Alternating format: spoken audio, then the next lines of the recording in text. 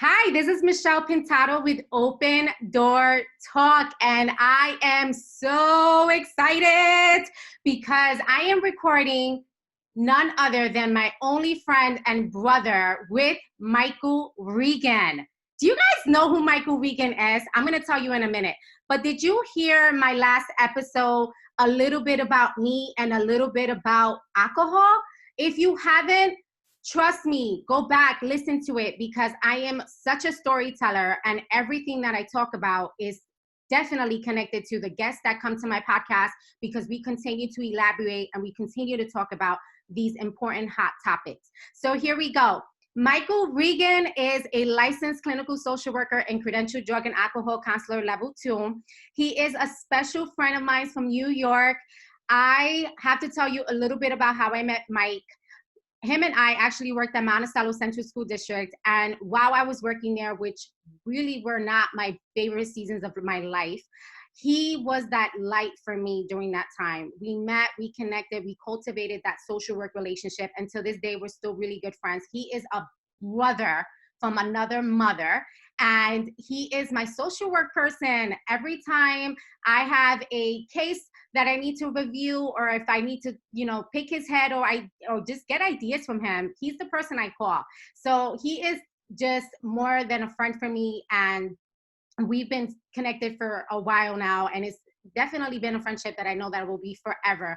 And so Michael and I met, we were both social workers, and he was working at the high school and I was working at RJK Middle School, and they had assigned me to be the lead Aspire social worker to RJK Middle School, because Mike had came up with this restorative program, Aspire, for in-school suspension and after-school detention.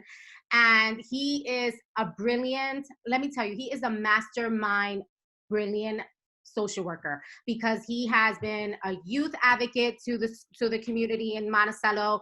He has really reached out to many. He's received a lot of accolades for the work that he does, and he's just a community powerhouse, and I just love his work. I love what he does. And when we met, we have never stopped being friends. And so after that, he started working at Newburgh Enlarged City School District, and he was actually there as a supervisor for school, supervisor for special services. And then he just got promoted as the newest director for pupil personnel services. Congratulations, Mike. Thank you, Michelle. All right, so tell everyone who you are. I know I formally introduced you. How are you? I'm so glad that you're here. I'm doing great, and I appreciate you having me on your show. A little bit about myself. So as many of you may know, a lot of us clinicians get into the field for a purpose, and we're driven by a passion and a fire that keeps us going and keeps us grounded in our why. And why do we want to help people? Most of us have a purpose. And my purpose has a lot to do, if you think of the quote, be the person that you needed as a child. That is my why. That is what keeps me going. And that's what drives me to be who I am in all things that I do. It's the center of my core. And I'll tell you a little bit about who I was as a child, and how that brought me to where I am today as a helper and as a servant. So growing up, I lived in a pretty normal household. I grew up in upstate New York in the beginning, and I did have substance abuse in my family. My father was an alcoholic, and he was a great father. I can't say anything bad about him. He really, a lot of the good, both the good and the bad, comes from my dad and who I am today. But I was also diagnosed with Tourette syndrome in the 3rd grade at 8 years old. And I had a very low self-esteem. And when we think about substance abuse and some risk factors associated with those who become dependent on substances, whether that be alcohol or drugs, or any addiction for that matter, a lot of it has to do initially with a low sense of self-worth or a low self-esteem for some people. In other cases, it could be trauma and a variety of other factors. But for me, it was a low self-esteem. Due to my Tourette's, it was a challenge for me as a kid. And when I was about 11 years old, I discovered drugs and alcohol. And at the time, it seemed like the solution to many of my problems. It was the answer for everything. Suddenly, I didn't feel self-conscious. I fit in with a bunch of friends who I thought, and it quickly spiraled out of control. It didn't take me long before I was severely addicted to drugs, highly at risk, and in over my head, and without knowing what to do or who to turn to. And by the time I was 13, I had already been in trouble with the law. I was on juvenile probation. I got caught with drugs in school. I had a number of other minor run ins with the law, disorderly conducts. I developed an addiction to cocaine and opiates. And at the time, I was blind to the severity of the situation, as many of us who struggle with addiction, we're usually the last ones to find out that we have a problem. A lot of others can see it, but we can't. And for me, I had a rude awakening at the age of 17 in my senior year of high school, in which I was incarcerated. And part of my addiction, what drove my addiction, was I began to sell drugs to support my habit. And because I was really insecure. I was not a tough kid, but a lot of my friends could hold, they presented themselves as a tough crowd, and that's always the people that I was attracted to. Just risk taking, um, being, doing things that I knew I shouldn't have. I wasn't raised that way. And a lot of times people who don't know my story, they find out, they say, "Wow, I can't believe that you had gone through those things. It doesn't seem like that way at all." And what I say is, that's because this person today is who I always was and who I am, who I was raised to be. But with addiction, it takes you down a dark path, um, a tangled web of lies. And me personally, I lost sight of who I was, and I lived to use, and I used to live drugs and alcohol. So it when I got in trouble with the law, believe it or not, I was involved in a drive-by shooting. Nobody was physically injured. However, I was the driver of a car in which one of my co-defendants fired shots into a house, and thank God the bullets did not hit anyone. But that was a traumatizing, violent act that impacted that family nonetheless. And upon search of my residence, they found the cocaine that I was selling. So I say this with honesty and openness because I'm an open book today, and everything I've done in my past, although I know I have negatively impacted others, it drives me to make a positive impact on people today. And it's nothing is a secret with me. And I believe it's important to share openly and honesty, especially being someone who is a servant to others, and a helper.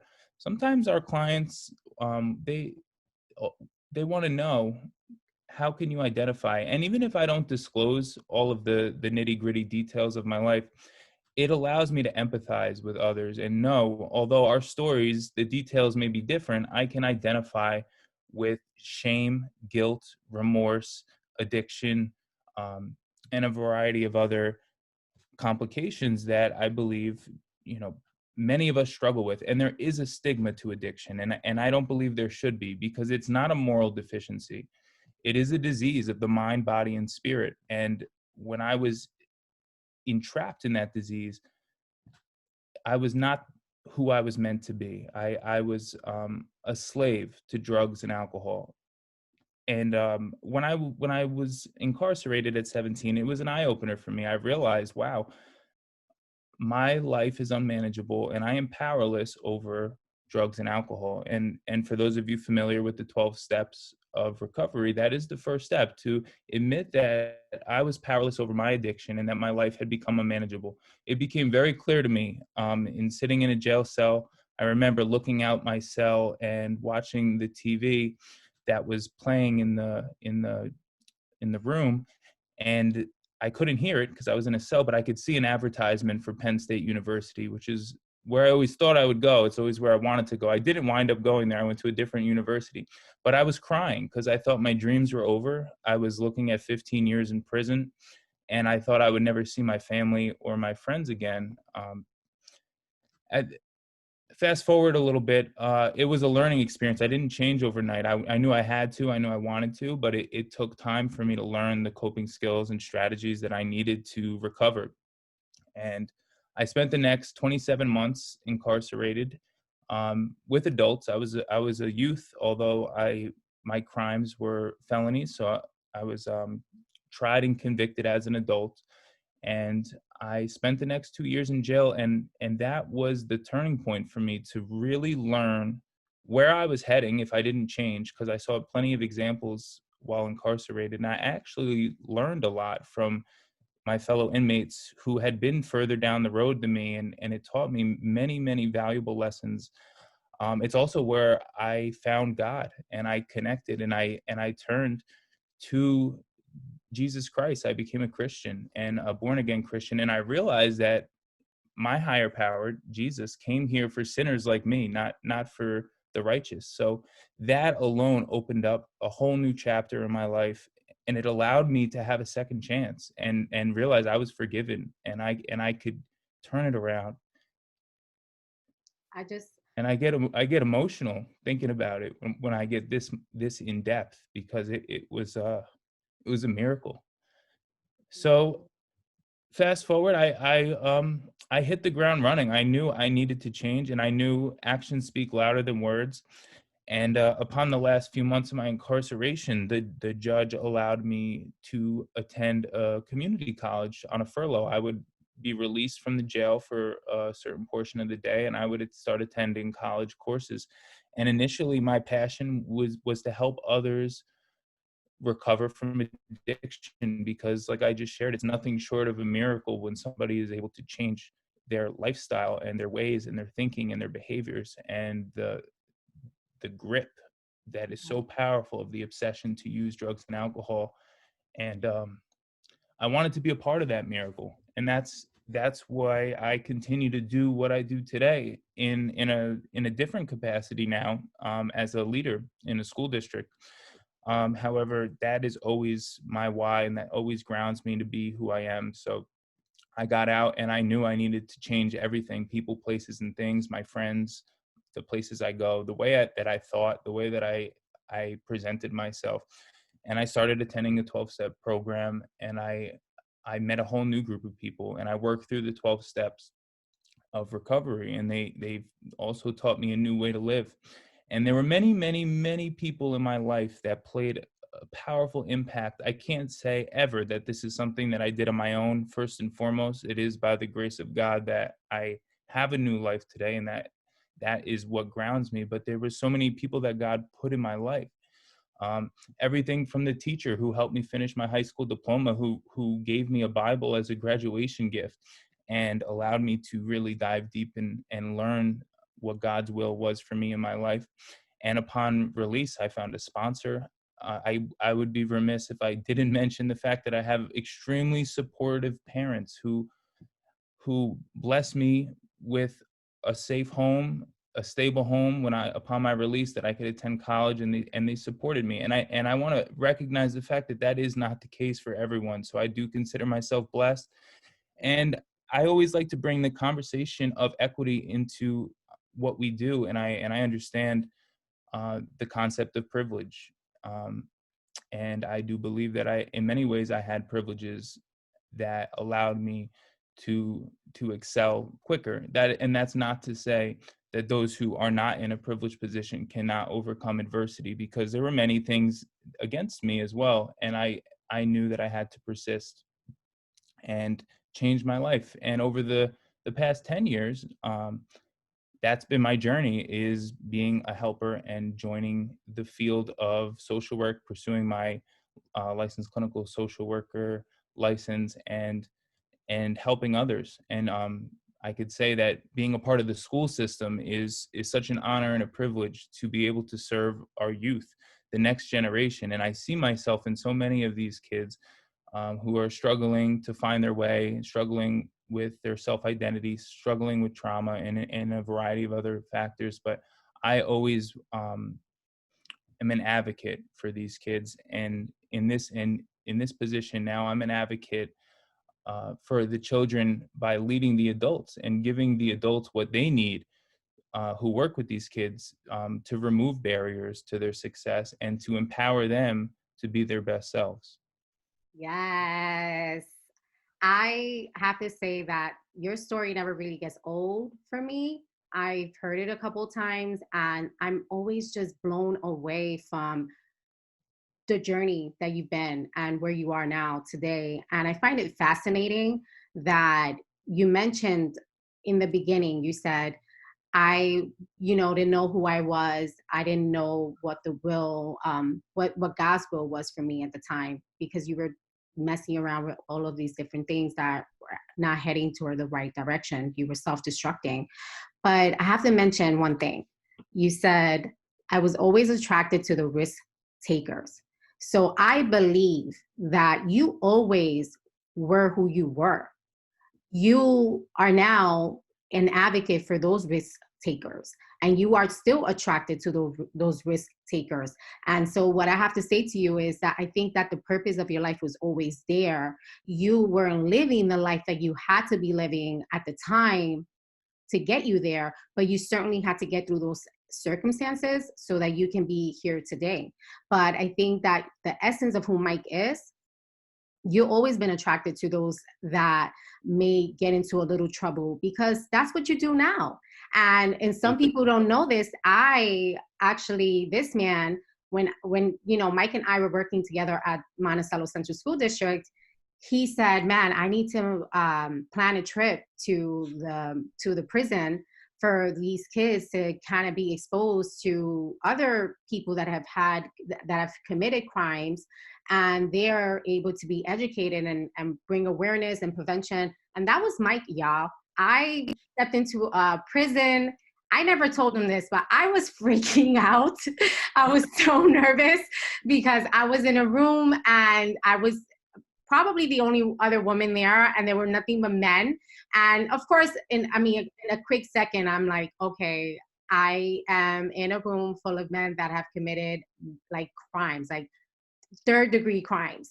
And so after that, time and that field trip that we took out there, and the barrier that Mike just kind of broke down through just talking and engaging with these other fellow inmates, it just made me realize, what do I have to be scared about?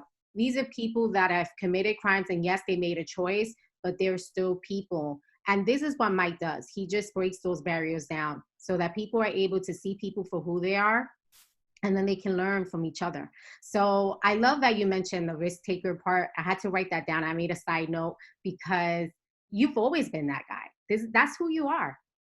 That's That who you is so are. true, Michelle. And you just gave me a little more insight into myself, because that I never saw it that way. But you're absolutely right. I'm so attracted and drawn to risk takers and our at-risk youth. When I see them and I know what's going on in their lives, I just want to be a part of the solution for them and help them find their way. But yeah, that is definitely a passion of mine. Yeah, that's always been who you are. I think that you thought you had to become one of them to be able to live that lifestyle. But I think it's not so much about you becoming a risk taker. It's about you helping out risk takers. And so I think for a moment, maybe you had to become one so you can understand from their perspective the experiences and the circumstances and challenges that they face every day in jail, every day in a home, in a broken home, in addiction. Because who better else than to help these kids that are going through addiction and crimes when you've been through that yourself?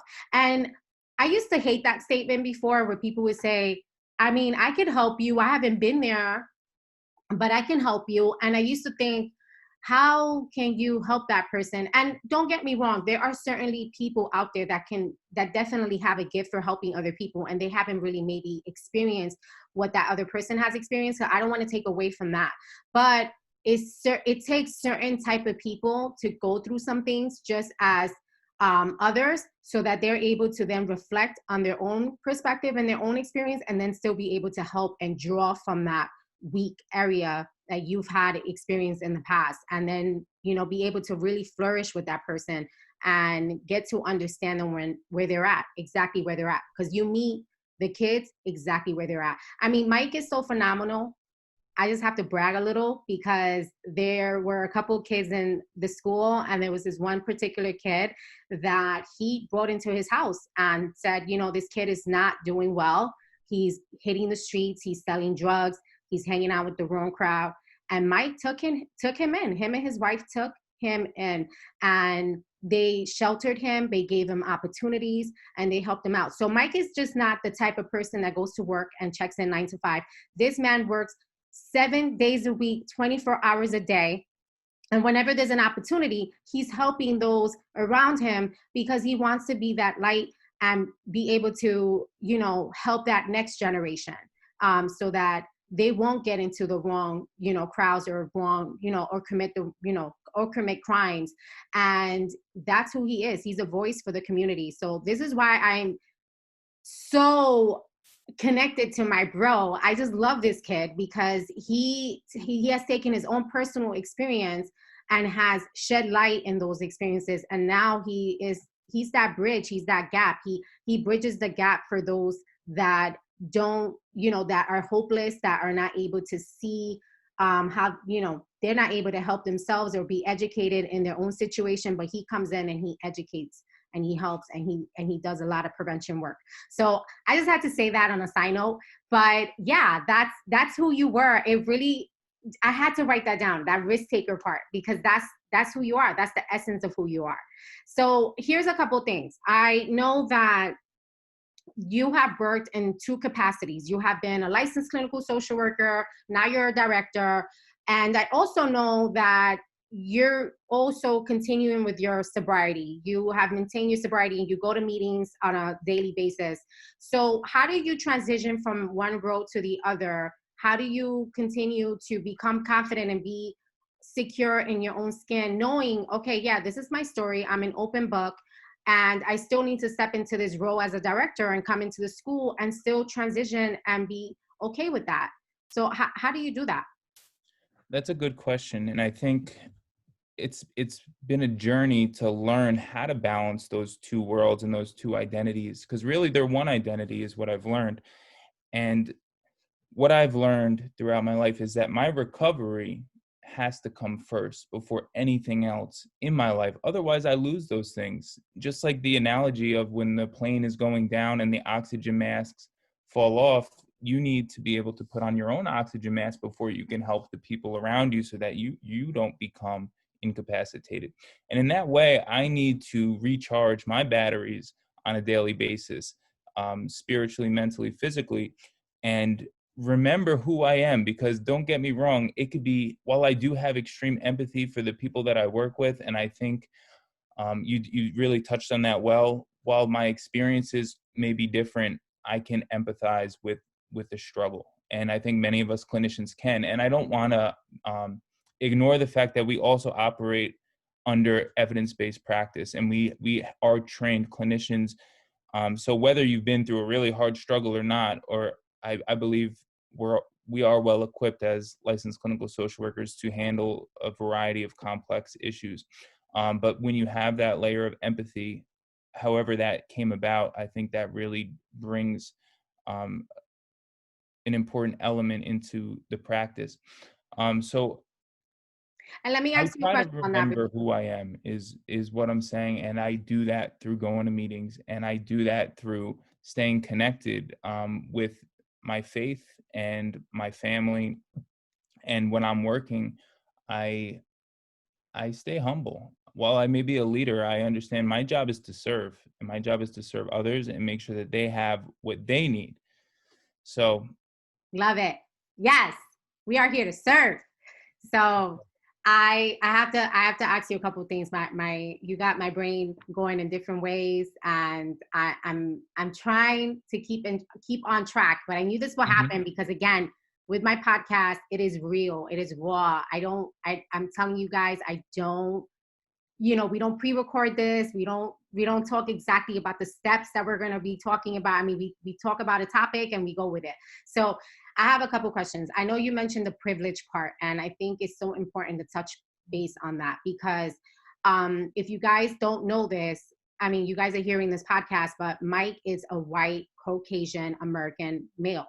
And so we've gotten into this conversation before where he talked about his white privilege and how it is, something that he has even brought to light for other white men, and has tried to bring that educational piece. Because Mike, as he could be white, the color of his skin is white, but Mike, he has a soul. He has a black American soul, and I say that with all. I mean, with I hope that you can receive this in the most loving way, because Mike, his passion is the Black American Latino communities, minorities. This is his passion.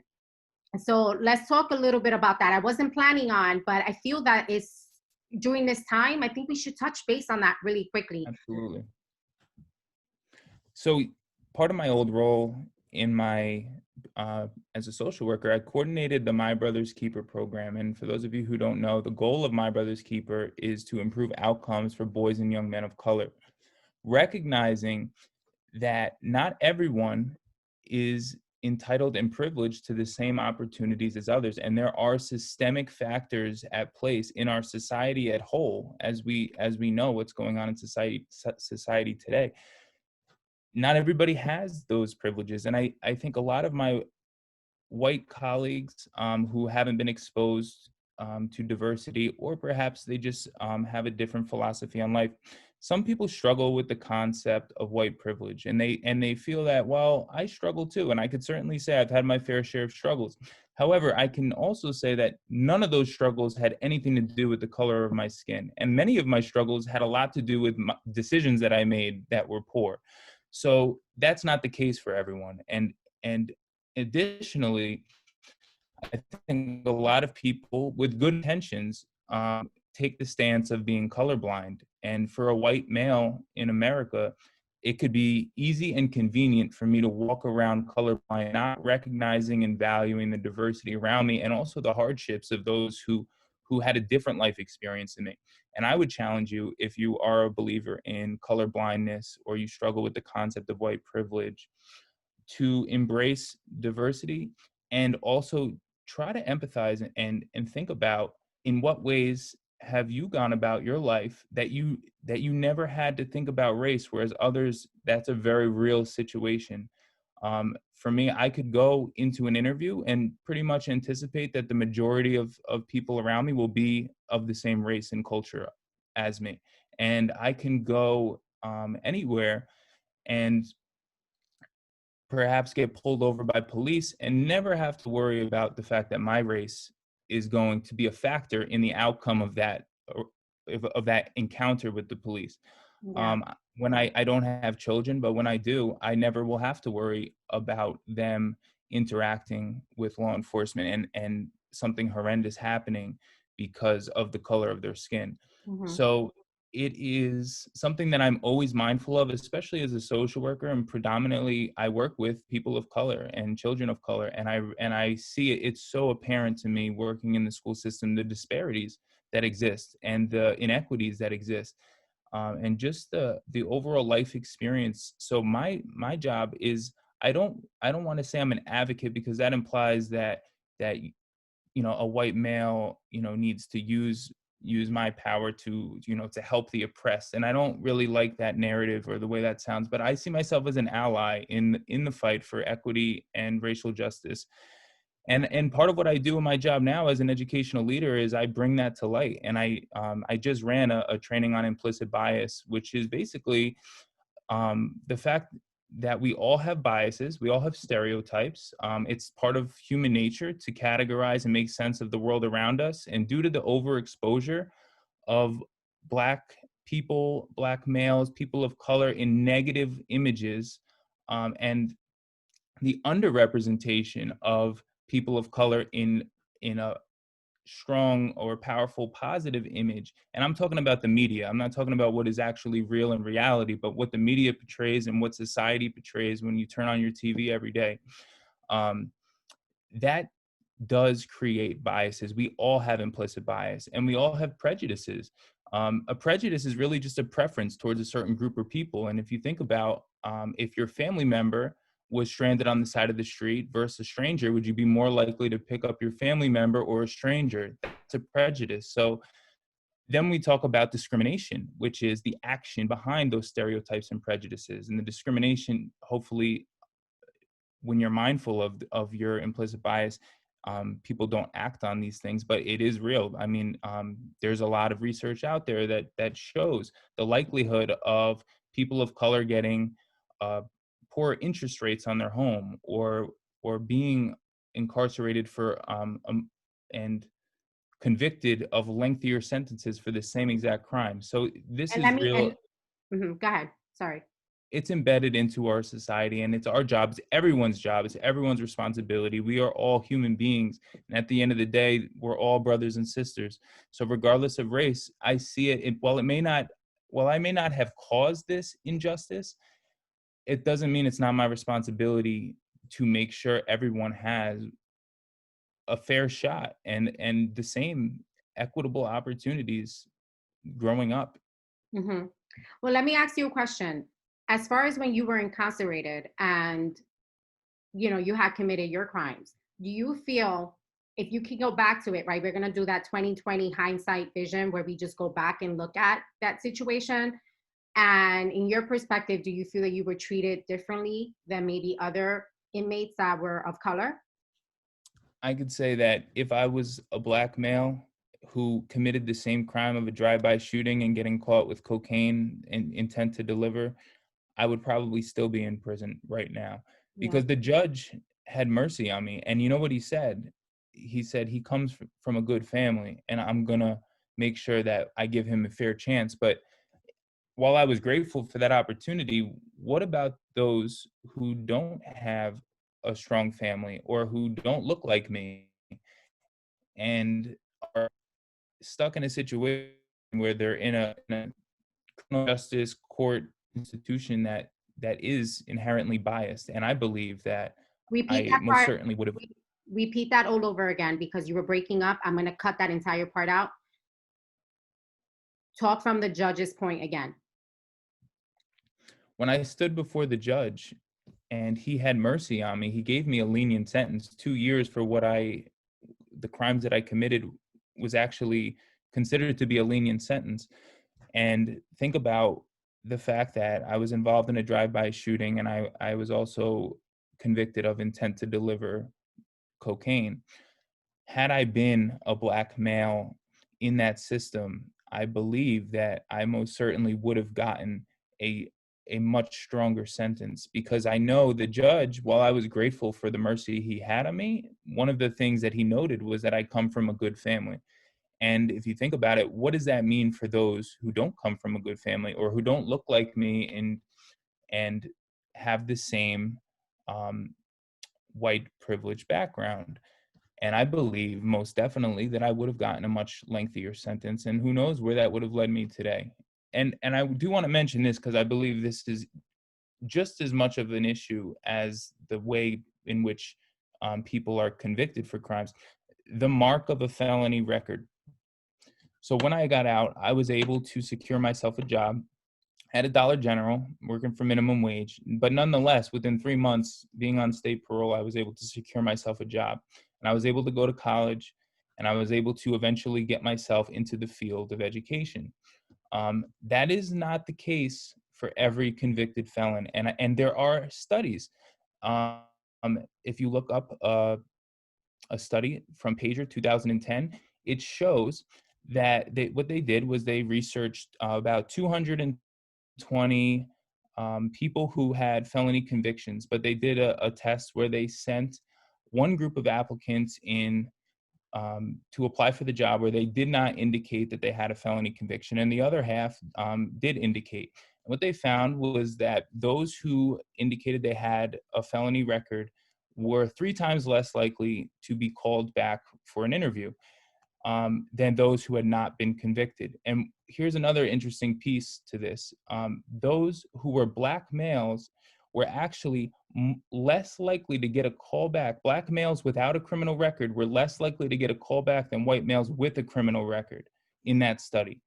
So Wow. that alone speaks volumes to the weight of a felony conviction, but also how race plays a role in what happens after the fact. Hmm. We're definitely going to have to do another episode on this because Hmm. I know we're getting off track, and I really do want you to educate the people, whether they be through my podcast in your area. But I know this is something that you have really that you have researched and you have studied, and you will have put information out there. And I want other people to continue to be educated on this because it's really not about so much about the crime that you're committing, but sometimes it's more about the color of your skin. So I like to continue diving into that. But one thing I do want to ask you is, let's talk about how do you stay sober now? What do you personally do in your own life? And then I want to talk about those risk takers and those people of color and in broken homes that are out there suffering through the same things, or maybe they're getting ready to go on into that path. And I want to hear from your perspective, what are some things that you can tell those people, those kids? Sure. So for those currently in the midst of addiction or contemplating whether or not they are ready to change, first and foremost, it's going to take some real honesty on the part of yourself to look in and accept the fact that you have a problem. Don't worry about the stigma, because I recognize there's a stigma to addiction. Um, what Without help, just know this is nothing that you could ever do on your own. It's nothing I could have ever done on my own. I needed help. I needed a program of recovery that kept me on the right path. And here's the thing: I still need a program of recovery, despite all the successes and great things happening in my life. It would be real easy for me to pretend like everything's back to normal, and that isn't the case. At the end of the day, on the inside, I am an addict. Thankfully, by the grace of God, I'm a recovering addict, but that is because I recognize that although I have a length of time in recovery, I need to continue to work on myself and invest in myself. And the first step in anyone's struggle with addiction is to accept the fact that you have a problem. And it may not be an easy thing to accept. It's actually probably the hardest thing that I've ever done in my life, was to recover from this disease of addiction and to stay clean and sober. um, I used to struggle with the fact that I have to work at this the rest of my life. Why can't I just be like normal people? And now, I have found acceptance for who I am, and I'm grateful to be a recovering addict, because all the things that I've gone through and all the negative struggles that I've experienced make me who I am today, and I'm happy with who I am today. I would also say that you need to keep an open mind and realize that addiction can be very deceiving, and in many ways it speaks to us in our own voice, and we will convince ourselves into the most horrendous of situations. And people wonder, how do you wind up being a drug addict? Nobody ever wants this, but once you're in it, you are clouded. Your judgment is clouded. I mean, and that's neuroscience, but it's also common sense. You're putting drugs and alcohol into your brain. Your prefrontal cortex isn't operating properly, and you're no longer thinking like a rational person. And drugs and alcohol become the priority, and you're willing to sacrifice anything. So keep an open mind when people reach out and they are ready to help, and make sure you reach out yourself. But stay open minded. And then the last thing is willingness, the willingness to do whatever it takes to change. And it's not a comfortable journey. It's not an easy one. It's, like I said, it's the hardest thing I've ever done in my life, harder than any college or school or job that I've ever had. And it really does take unrelentless or a relentless sense of willingness to change everything.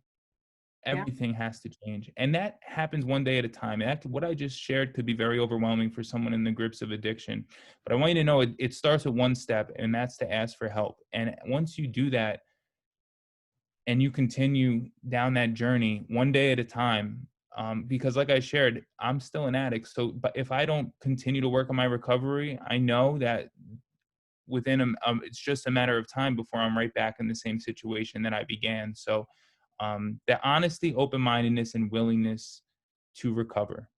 Yeah, That's what it takes. that's awesome. Now, you continue to you still go to meetings, Hmm. and that's, I know that that's one thing that you put on the forefront of your life, that it's something that you, every time I call my bro, if it's in the evening, he's like, I'm in a meeting, I'll call you back. And I love that and respect that, because he knows that he needs to continue to renew his mind in those AA meetings, because he can default back to the habits that he's used to doing from the past of his addiction. So besides going to the meetings, is there anything else that you do personally that helps I you? want to I want to emphasize the importance of the 12-step meetings in my life, because I alone cannot do any of this, and I need to be reminded of who I am and what I need to do to recover. I need to be surrounded by others who share the same experience as me in life. A lot of times when people give up a lifestyle of addiction, you're left with a huge void. What do I do? All that time I spend seeking and using and finding ways and means to get more. What do I do with that now? And I have to change all my people, places, and things. But what if all the people, places, and things that were in your life, that's all you knew? And now what? So a 12-step program allowed me the opportunity to identify with others, have that support, build a new network of friends and support, and really a family. It's become a family for me. So it's something that I do with gratitude, not as a burden or as something that is difficult. I do it with gratitude. In addition to my 12-step program, I continue to remember that it was God who brought me into this wonderful life that I'm in today, and I try to stay connected to God, my higher power, um, and pray. Really, is, if anything, that's what really helps me to continue on the right path, is to stay connected with God, who brought me here to begin with. Because I know if I forget how I got here, God will quickly remind me, and it may not be the most pleasant experience, but nevertheless, I'll be reminded how much I need God in my life. And lastly, I would say that I continue to keep an open mind and remain teachable. And I try to remember that I have many character defects of my own. Although I'm a helper, it doesn't mean that I'm immune to having things I need to work on as a person. So I don't ever pretend like I'm cured, or that I'm, above anyone else or any situation, because I know it could be so easy to fall back, and I just stay vigilant and stay Yeah. connected to God. Yeah. I think one of the things that I love about you, and I love about your character, is that you're humble, and you just display so much compassion about who you are as a person, but also I never felt that you've put yourself above anyone. And even more so now, as you continue to progress in your career journey, and now you're a director, I still feel that you're the same Mike that I met 3 4 years ago. And I really feel that that's something that you've been consistent with, and it's something that I can trust as a friend. So I appreciate that you took the time to join me on my podcast. This was amazing. We have to record again. We have to continue talking about these Definitely. disparities in our culture, in our environments, because there's so many risk takers and families out there that really need to be educated. And I think that maybe we need to talk about steps that steps that people need to take to to become successful. If you come from that broken home and you are a person of color, what are some steps? And so I think we're going to leave the people with that, because I think you and I are going to have to pair up again and talk about how we can educate and continue providing those tools for families, especially those of minority and those of color, because I know that you both and I are just been advocate for communities in our homes. And I think that that's something that they need to hear out there. So thank you from the bottom of my heart. It has been amazing speaking to you in most phenomenal ways. And if people are in New York and they are struggling with addiction right now, and they want to, maybe they want to connect with you, how can they connect with you? and what is some information that you can give out personally? Sure. So if you are contemplating and you're on the fence of getting help and you're struggling with addiction, I'm going to reach out and give you my email. You could reach out. Um, there are a number of resources available to help you. And send me an email. I'd be happy to share with you some options in getting help for yourself. And so you can start a great life for yourself and be the person you were meant to be. My email is michael.regan@aol.com, spelled michael.regan@aol.com. I'd be happy to speak with you and help you help yourself. There you go. And as if you guys don't know so far, I am a credentialed drug and alcohol counselor level 2. I am currently using dialectical behavior therapy as a great approach for substance, because I do believe that it takes a lot of mindfulness, meditation, and to be one with yourself to really be able to maintain sobriety. And so if you are looking for any help in that area and I can help you in any way, you guys know my social handles are Open Door Talk, and you can contact me directly. I am thrilled to have my brother here. We are going to get back together again and do this. This is Michelle Pintado with Open Door Talk.